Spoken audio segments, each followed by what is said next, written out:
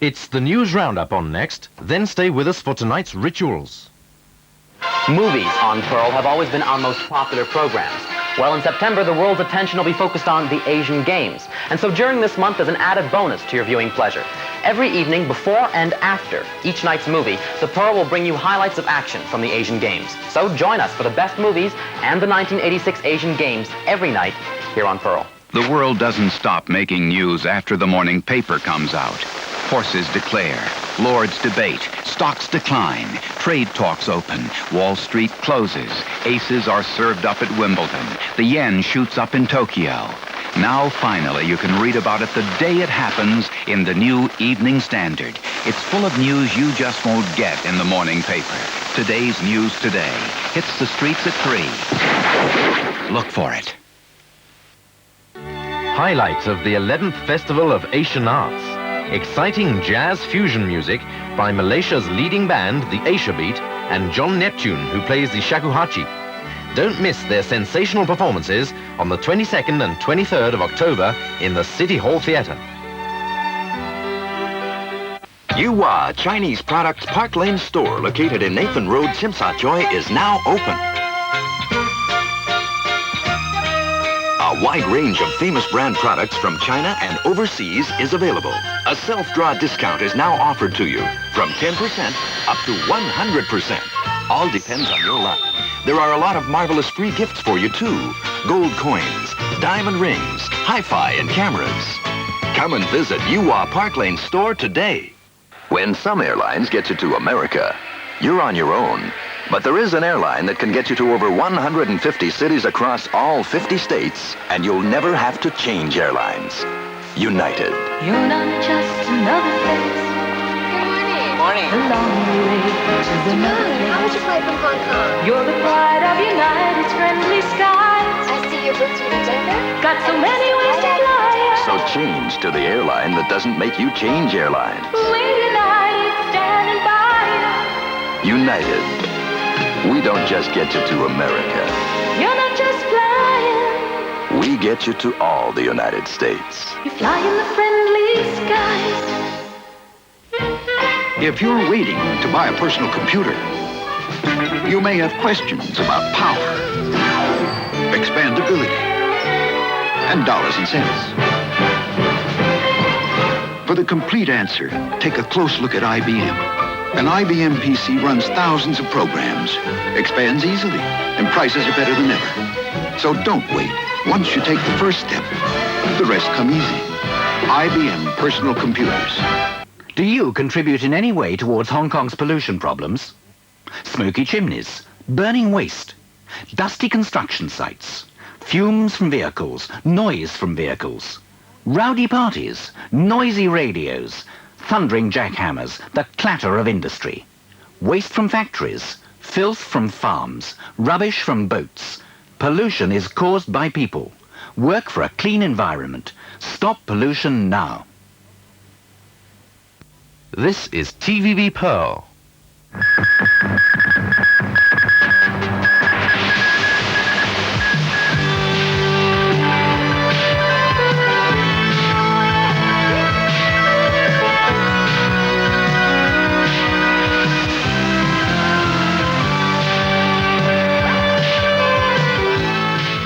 Warwick Evans with TVB's News Roundup. Another bomb ripped through the police headquarters in central Paris tonight. 52 people were injured, 6 of them seriously. It was the 4th bombing in 4 days in the city and came a day after the French government announced a tough crackdown on terrorism. 2 Middle Eastern groups have claimed responsibility for the earlier blasts, saying more will be carried out. ABC's Pierre Salinger on the earlier explosion. It was just after 5 p.m. in Paris. The popular Renault pub on the Champs-Élysées was full when a waitress spotted a suspicious package of flowers under a table. She told the maitre d', who grabbed the package and called 2 policemen from the street. The 3 had just carried the bomb to an underground garage around the corner when it exploded. All 3 were seriously wounded, but a massacre had been avoided. It was the 4th terrorist attack in Paris in less than 10 days, which have left 1 person dead and nearly 60 others wounded. Police say today's attack bears the imprint of the previous 3, all claimed by a Palestinian group operating in France. Today's bomb exploded only an hour before the French Prime Minister Jacques Chirac went on radio to announce his government's new tough anti-terrorist plans. They include requiring a visa for anyone entering France, except from the European Common Market and Switzerland. That implies visas for all Americans going to France. He also announced the deployment of 1,000 soldiers at French frontier points and the addition of several hundred other military personnel for security at airports. The Prime Minister also announced reinforced identity checks and called for all public establishments to control their entries. In Munich, a bomb blast early today caused heavy damage to a building containing offices of a NATO aircraft contractor. No injuries were reported. Police suspect leftist terrorists were behind the explosion. In the bombing at Seoul's Kimpo Airport, the South Korean government tonight warned that the nation's total law enforcement capabilities will be unleashed against the perpetrators. Alistair Clark reports.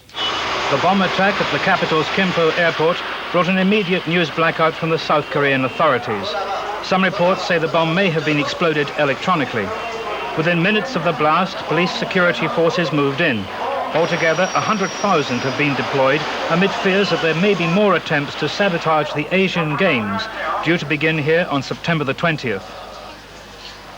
Among the 5 dead and 70 injured were 3 people who'd been blasted through massive plate glass windows at the airport. The authorities are in a quandary who to blame for the bombing. There are 6,000 athletes expected here, most of them already in their training quarters. They've been shaken by the accident. I hope it has got nothing to do with the Asian Games being held here. And I hope that nothing like that happens again. The day before the bombing, students gathered in protest at the Games being held there. They say President Chun Do-hwan is using the event to boost his image, and they took to the streets hurling rocks. The police turned to tear gas in efforts to disperse the demonstrators. The students said the billions of dollars being spent on the Games would be better used helping the poor workers and the farmers. The government says most South Koreans do want the Games and pleaded with the students to stop the rioting. The authorities are now investigating whether the bombing was the work of North Korean agents, determined not to permit the propaganda value the South Koreans would gain from the Games. Another strong earthquake hit the southern Greek town of Kalamata tonight. At least 30 people were hurt in the latest quake. 2 more tremors rocked the town last night, dimming hopes of finding any more survivors in the Sunday quake that killed at least 20 people. ABC's Hal Walker describes the destruction. People fled in panic as buildings tumbled down around them, and 24 hours later, cries for help could still be heard from victims trapped beneath stones and concrete. Rescue workers have been able to bring out most of the dead and injured, but the search goes on for at least a dozen persons listed as missing. Toll would have been far higher here, but many residents were out of their houses in the late evening when the first of the devastating tremors struck, attracted to the harbor by the inauguration of a new passenger line between Kalamata and Crete. Greece's president visited the scene today, and Premier Andreas Papandreou declared it a disaster area. Some 10,000 tents have been erected to shelter families who still fear to return to their homes in case of additional aftershocks. In some cases, whole families were hospitalized. Mr. Baca lay in one room as his wife in the adjoining room told how they and their 3 children had been trapped in the debris of their apartment building and would have suffocated if the rescue workers had been just 10 minutes later digging them out. Hal Walker, ABC News, Athens. A sharp verbal clash erupted tonight between U.S. National Security Advisor Jack Matlock and Soviet Deputy Foreign Minister Vladimir Petrovsky over the Nicholas Danilov affair. Matlock condemned espionage charges against Danilov as an outrage. Petrovsky called Matlock's statement a propagandist element. They were at a conference in the Soviet Union in which ways were being sought to improve superpower relations. Nicholas Danilov earlier held a press conference. ABC's Sylvan Rodriguez was there. Looking drained and tired, Danilov asked that diplomats work out a bold and imaginative solution to this political chess game that has him as a pawn who could influence future discussions between the 2 superpowers. Who wants that? I don't want that. I want to see Soviet-American relations move on a course of improvement. I don't want to see my single case being preempting a serious negotiation. Later in the day, after the Danilov news conference, CIA defector Edward Howard appeared on Moscow television saying he became disillusioned with what he described as the militaristic attitude of the CIA and the Reagan administration. Howard was granted political asylum in Moscow August the 8th, and today was his first public appearance in the Soviet Union. Sylvan Rodriguez, ABC News. In Poland, 24 tourists defected to West Germany during a trip to Munich. Another 2 left a tour group in Heidelberg. The defections come after the Polish government freed the last of the 225 political dissidents from prison, an act that Solidarity leader Lech Wałęsa welcomed. Solidarity leaders are among more than 200 political prisoners being released from jail. They were warmly greeted by their fellow activists who gathered for the mass in Gdansk, where the now crippled movement was born. There were 5,000 worshippers and supporters there to welcome them home. The amnesty is not selective. The government no longer much fears any of its political prisoners. Present in Gdansk was Lech Wałęsa, the leader of the now outlawed union, which in the past so often effectively opposed government crackdowns on workers' activities.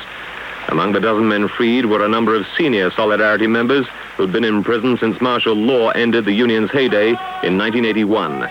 The amnesty is seen as a gesture by the government to improve relations with Solidarity. The union leaders have not yet responded. Full military alert is in effect in the Philippines tonight.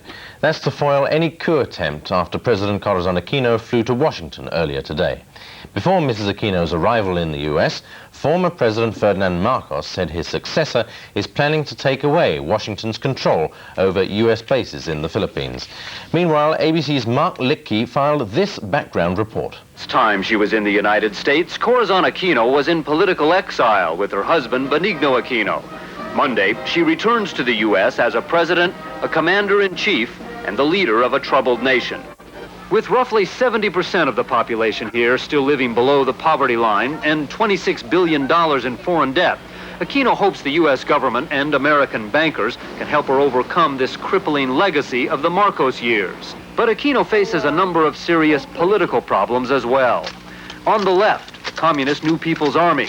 Despite entering ceasefire talks with the government, the MPA is still battling the Philippine Armed Forces, while a broad coalition of leftist groups keeps pressing Aquino to kick the U.S. military bases out of the country. On the right, military leaders accuse Aquino of being too soft on the communists, the criticism led by Aquino's own defense minister. Despite persistent rumors of a military coup, Aquino is sticking to her policy of reconciliation, meeting last week with Muslim insurgents in the south and with leaders of a minority tribal rebellion in the north, exchanging symbolic gifts as a gesture of peace.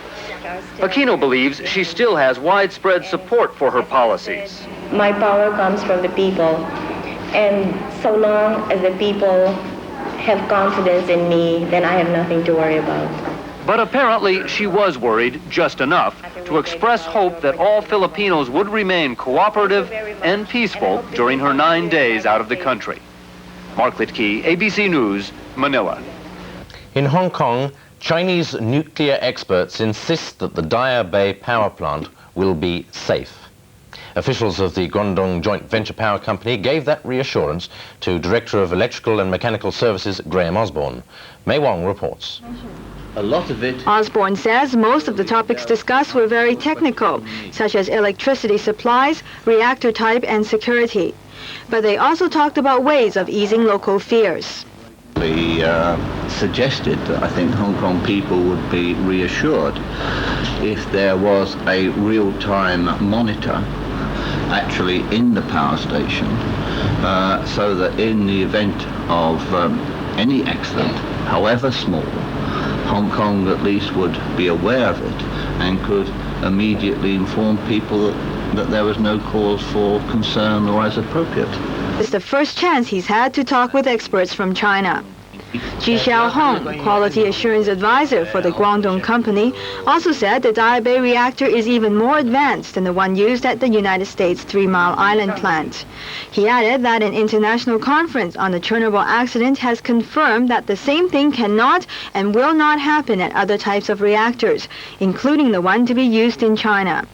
Ji also said that recommendations contained in the electrical fact-finding report will be carefully considered by China. As for using the sand filter system in the plant's containment, Xi said France is still studying the aspect, and if they approve it, then the system will be considered for use at Daya Bay. For News Roundup, Mei Wang, TVB News. Local legislators will discuss only the report on power generation with Chinese authorities during their visit to Beijing this week. Mei Wang again. 11 members of the fact-finding delegation will make the trip to Beijing on Wednesday. Today, 10 of them got together to draft a position paper and go over their itinerary. Afterwards, members Maria Tam and Stephen Jung told reporters that in addition to meeting Chinese nuclear officials, they'll also see Vice Premier Li Peng.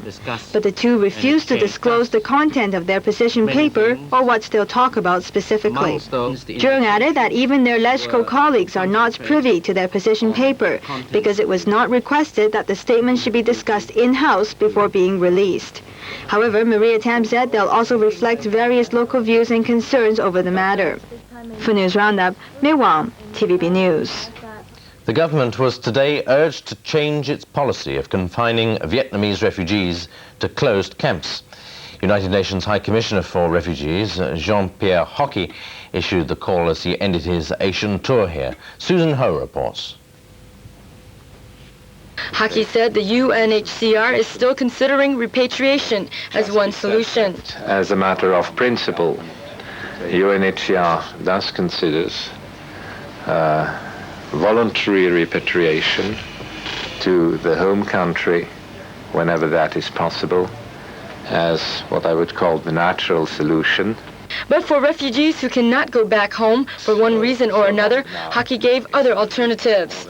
Repatriation, resettlement, integration are basically the issues and the type of solution one has to look into. The commissioner toured Bowering Close camp earlier today and reiterated that the UNHCR is against housing refugees in closed camps, but he was not direct in describing the conditions there. For News Roundup, Susan Ho, TVB News. Electric accessories for aquaria have caused 78 fires in Hong Kong in the past 18 months. This has prompted the Consumer Council to check them out. Si Mei Ling reports. The Consumer Council tested 18 models of 15 brand names. The Council's Publication Steering Committee Chairman Tan Kwai Nang said the major problem of these accessories is their design, including bad electrical insulation, poor mechanical strength and susceptibility to overheating. Tang said a consumer once complained that his immersion heater tube broke suddenly while in operation. Tang said of 4 luminaires they've tested, none were considered completely satisfactory according to safety standards. And many of the samples were found to be without adequate marking and instructions for installation. Tang said aquarium owners should put their tanks in places with adequate ventilation and not to put them near inflammable objects. For News Roundup, Si Mei Ling, TVB News. And finally, the weather. It'll still be fine during the day tomorrow with a high of 31 degrees. But thunderstorms could develop in the evening due to tropical depression Abby, now just over 1,000 kilometers from Kaohsiung. And with that, we end tonight's newscast. So from all of us here, it's a very good night.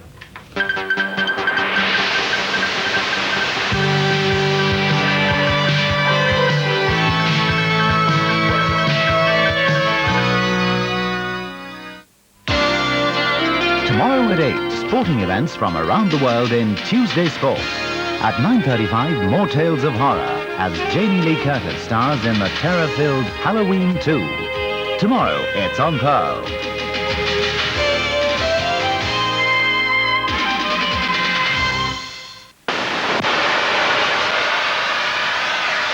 For the hot international financial news, look into the new Evening Standard. It hits the streets tomorrow at 3. Look for it. The world is still a pretty big place. During the Christmas season, friends and relatives seem even more distant. But no matter where in the world your loved ones are, you can show them you care with a special gift from Chinese Arts and Crafts. There's a wide range of exciting gift ideas for everyone on your shopping list. And to make your holiday shopping even easier, we'll mail your gift for you. We'll even provide free packing and free insurance. Make this Christmas a special one at Chinese Arts and Crafts. Mommy, Daddy, When I saw you in the hospital, the doctor said that you had lost lots of blood and need lots of blood transfusions. I've run Grandpa, Grandma, Auntie Nellie and Uncle Joe and our cousins. I've asked them to give their blood to you. I wish I could give all my blood to you, but the doctor says it's not enough. When I was waiting for the bus this morning, there were lots of people in the queue. I wanted to ask all of them to give their blood. But I didn't know them, and I was scared to ask. Mummy, Daddy, wouldn't it be great if they come and give their blood without being asked?